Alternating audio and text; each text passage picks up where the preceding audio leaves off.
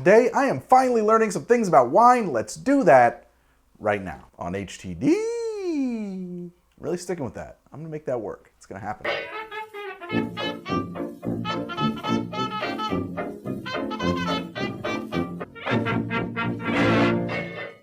As I've said on the show a few times, mainly when talking about frequent HTD sponsor Bright Cellars, I know a lot less about wine than I should, and they thought we should fix that, so they decided to sponsor this episode in which I, and you two, will learn some basics about wine.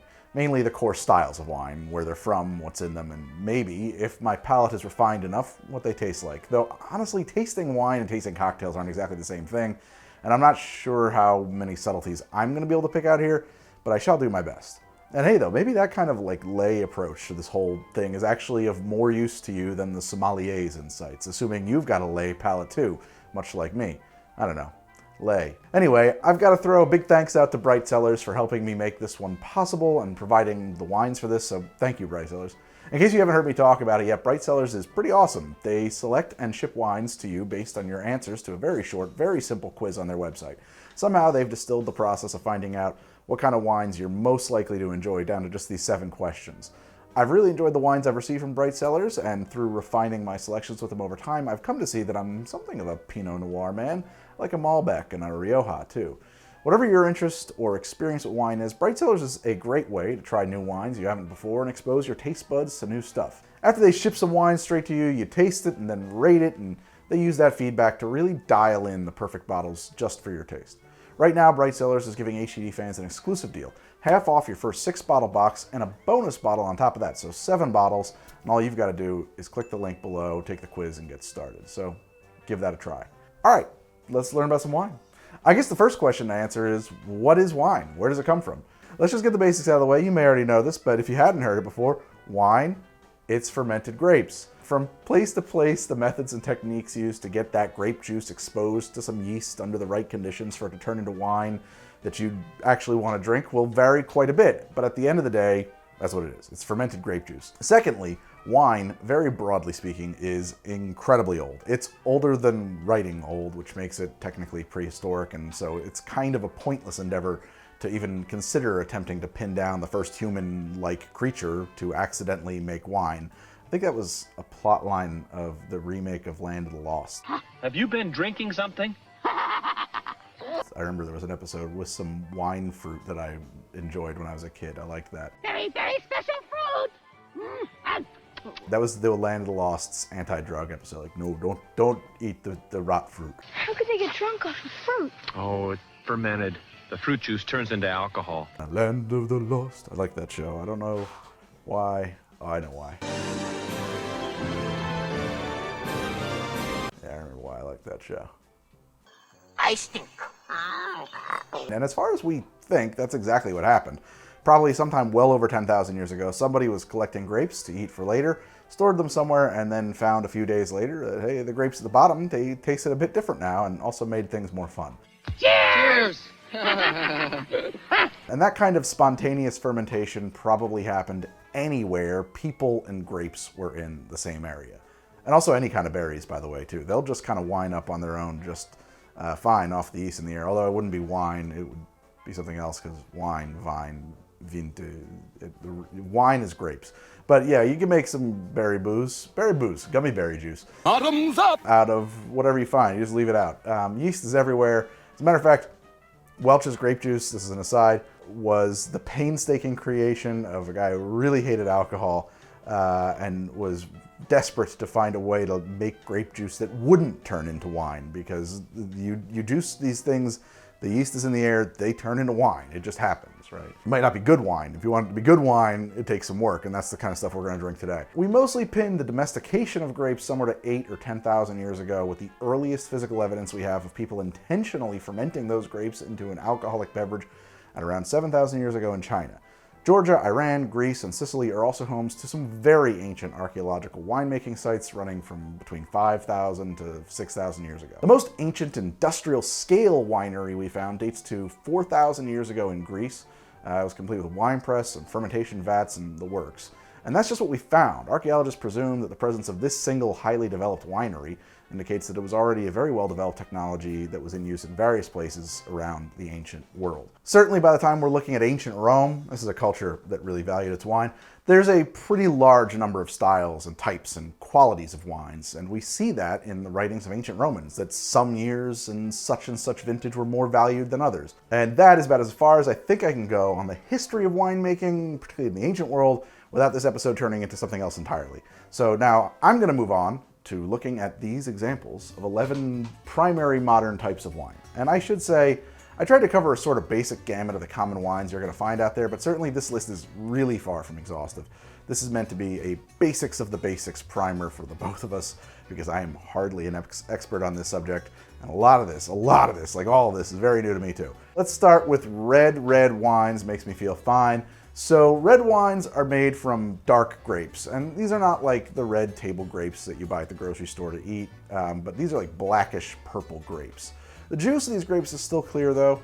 Color in red wine comes from the skins, which they ferment up right along with the juice together in something they call the must. The skins of the dark grapes, the black grapes, they have a lot of tannins in them, and since they take those skins with the juice and combine them into a must that's fermented to make red wine, those tannins are in the wine. You have a lot of tannins in red wines. Tannins are bitter chemicals that can kind of suck the moisture out of your mouth. Same as like in super oversteeped tea. It's a huge part of defining the tastes of a red wine.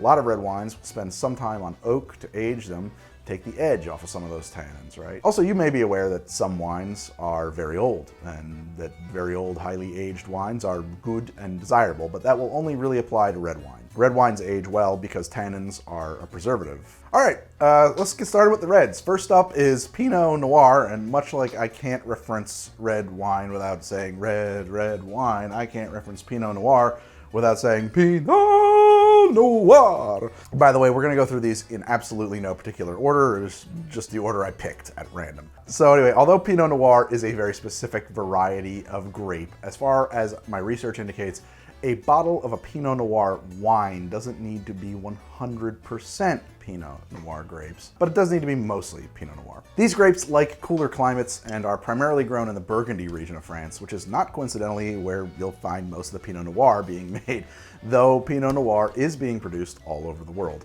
Now I'm told to expect a Pinot Noir to be dry, light, acidic, and not heavy with tannins, and with a soft mouthfeel. This one is called Humdrum, and let's see how it is. Here we go, let's try some Pinot Noir. All right, so Humdrum, here we go. I get like unsweetened cherries, like a dry cherry kind of thing there. Big time, with like a kind of tart, bitter finish. Maybe slightly metallic, but like I think that's just like the way the tart and the bitter is resolving there. I like that, that's good. That's a good wine. There's some buttery kind of parts there too. Yeah, I get some butter in that mix there. Definitely. And I do get like, you know, a mild dose of tannins, like that slurping, drying of your mouth factor. Yeah, I get a little of that. I like that. It's a good one. Let's move right on down my list here and look at Zinfandel. Now, if you're like me, you might be thinking of white Zinfandel because you heard it on a TV commercial while growing up. Hey, Mike, I really like this white Zinfandel. Well, good. Now put it down. We're going to try another one. But this isn't a white Zinfandel. This is just plain old Zinfandel, which is a dark grape that produces a red wine. In Italy, by the way, these grapes and the wine that they produce are called Primitivo. I can't decide right now if I just like really nailed the Italian pronunciation on that or if I bungled it disastrously. I'm not going back to find out. You guys can let me know if I did that right. And again though, these Zinfandels, even though this is a very Italian type thing, it's a variety of grape. It's not a regional appellation, so they're being produced all over the world, right? They're just closely associated with southern Italy. The variety of grape itself originated in northern Italy, Croatia region, and I'm told I should expect a Zinfandel to have a lot of fruit, baking spice notes, and a decent bit of hang time on the evolution here. So let's give this bottle of Meet Cute a try. Well, it's red. It's the first thing I can tell you about it. Sure is. Now, I get that to me, that's a lot more sweet than the Humdrum. That's definitely sweeter, and I guess more plummy than cherry-y. I do get some baking spice though. I get like nutmeg, allspice, kind of like sort of what you'd get in like a carrot cake or banana bread, but with much less sweetness, but like that kind of spiciness.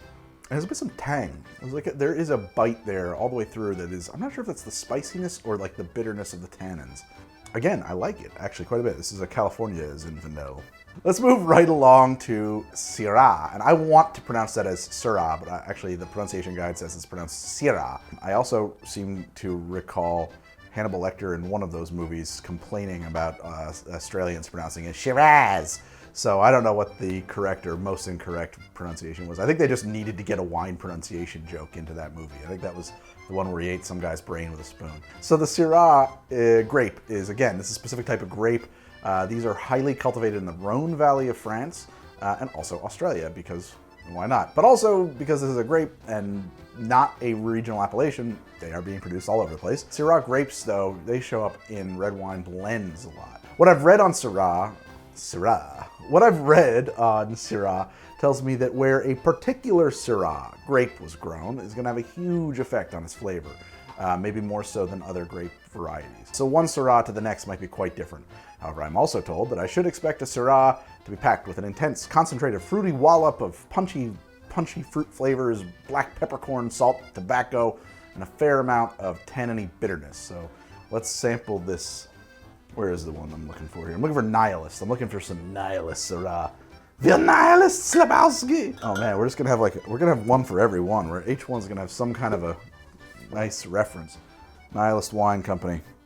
This is the California Petite Syrah. Whew, that's dark. That's the darkest red one yet. So here we go with this Nihilist Petite Syrah. Maybe that's why they call it Nihilist. Maybe it's darkness. You look into it, it's like, we look into the Petite Syrah and we see the abyss which echoes within the confines of our soul. I don't know, something like that. Okay, here we go. The Petite Syrah. I was gonna say the other ones had more fruity, citrusy. No, not citrusy. The other ones had more fruity noses. This one has a kind of a funky nose. You know what? I should smell it less and drink it more. I would say it's tart and bitter, but it's specific, and I'm having a hard time placing it.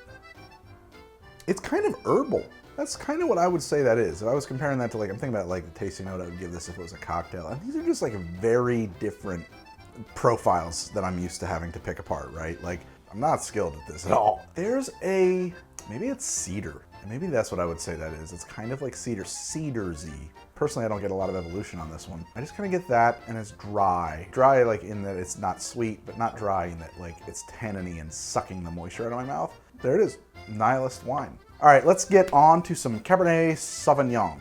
This is the most popular wine in the world, actually, and the grapes are heavily planted in the Bordeaux region of France. Cherry and currant and baking spices are to be expected, so I'm told, and woodsy, oaky flavors. Big tannins here, they call it a full-bodied wine. Okay, most popular wine style in the world, Cabernet Sauvignon. This one is called Obscura. Okay, it's a California one. Not quite as dark black red as the Nihilist wine. I like that a lot. For me, that's really light and fruity. It's not overly acidic or overly bitter or overly tanniny. It just tastes, honestly, kind of fresh, to be honest. I really like that. This is something that, like, I'm never gonna object to this being in my glass, honestly. It's just very easy for me to drink. That's probably why it's the most popular wine in the world.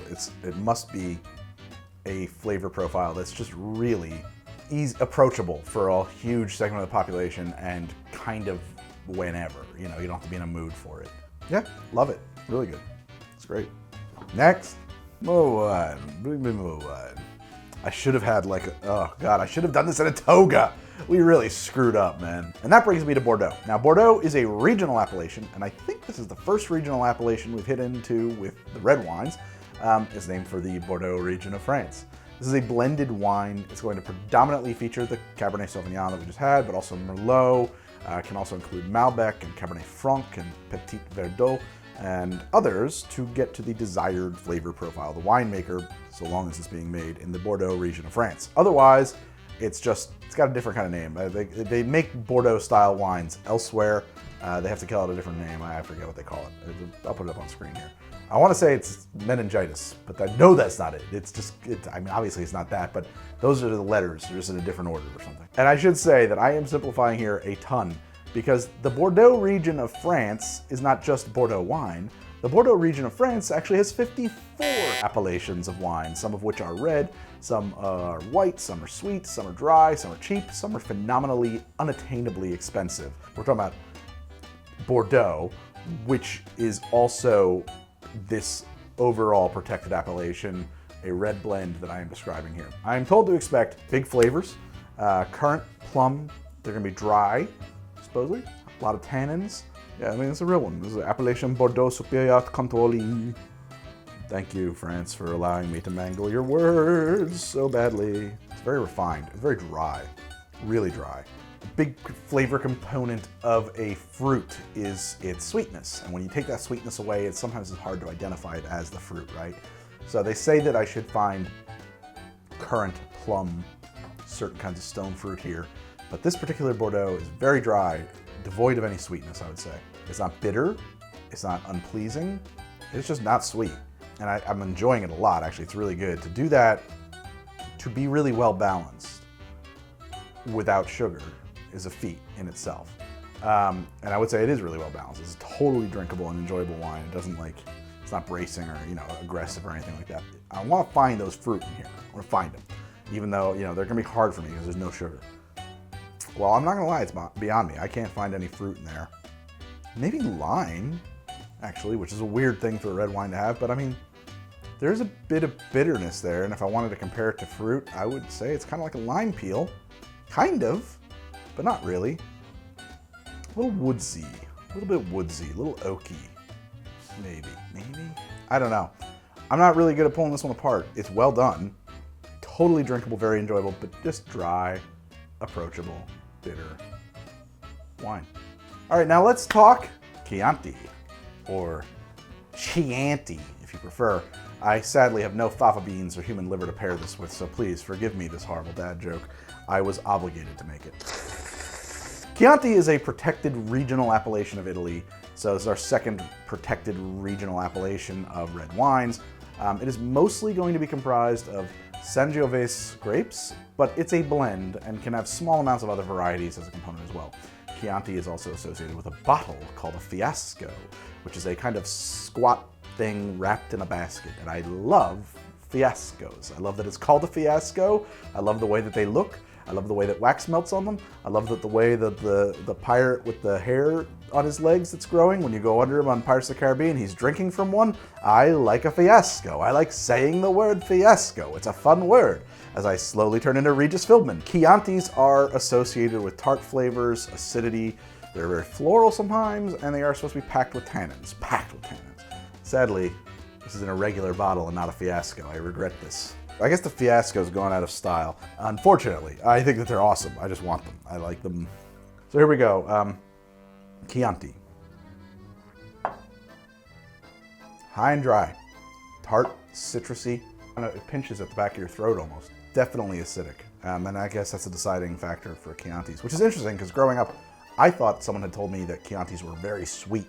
I don't know where I got that from. I mean, they can be, but they're not typically. They are typically it's a pretty, it's acidic, yeah. Tart. I like it. I get cherry. I can never tell though, is that like psychosomatic? It's red and it's tart, therefore it tastes like cherries. I don't know. And maybe a little vanilla. Maybe that one's a little aged. Maybe that one did some oak time. I don't know. And now finally, we depart France and Italy and head to Spain to look at Rioja wine. Rioja is another regional type of wine named for La Rioja province in northeastern Spain.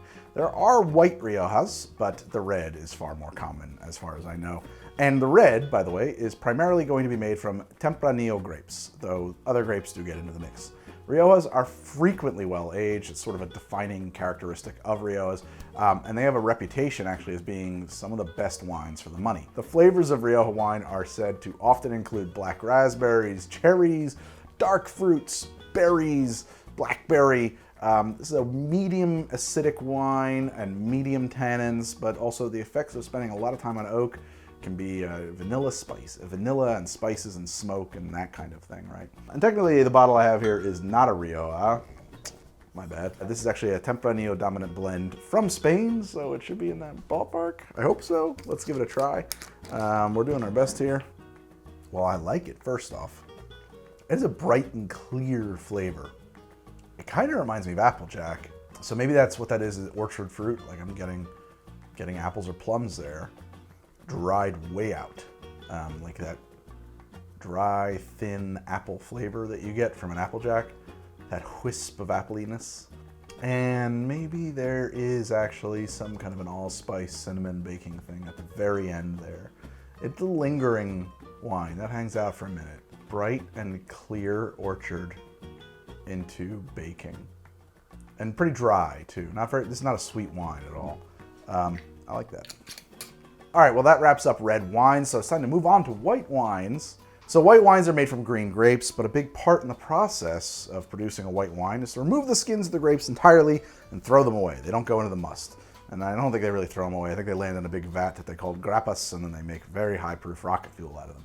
But red wines are much more likely to be aged in oak, whereas white wines are very likely, or more likely, to be mellowed on stainless steel. It's not really the same thing as aging on oak, but it's also not totally inert because it's not spirit, it's a fermented thing. So there are changes that happen, but it's not the same as being on oak, right? It doesn't have the same effects as oaking something. It keeps them fresher, more aromatic. White wines don't have any of the tannins of red wines, and that's a big reason why. They tend to be much lighter, much more acidic, though specifically not bitter than reds. So let's try some. First up is going to be a Riesling. I don't know the right way to pronounce Riesling, so I'm just going to say it like an American. These wines are made from the Riesling grape, which was first cultivated in the Rhine region of Germany.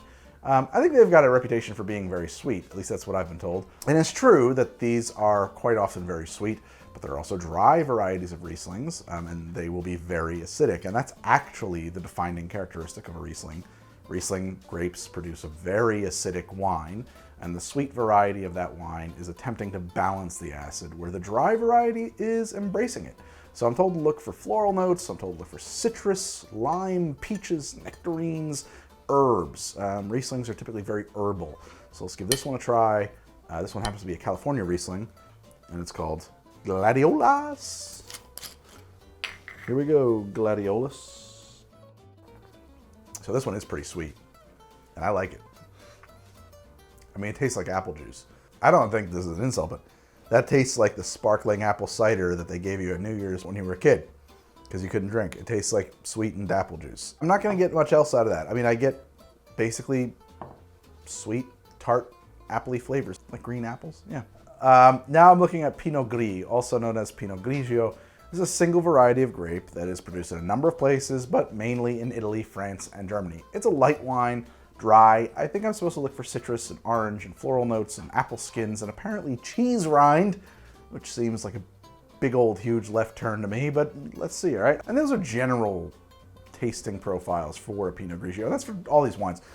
When you order from Bright Cellars, they all actually come with cards that tell you what that wine tastes like.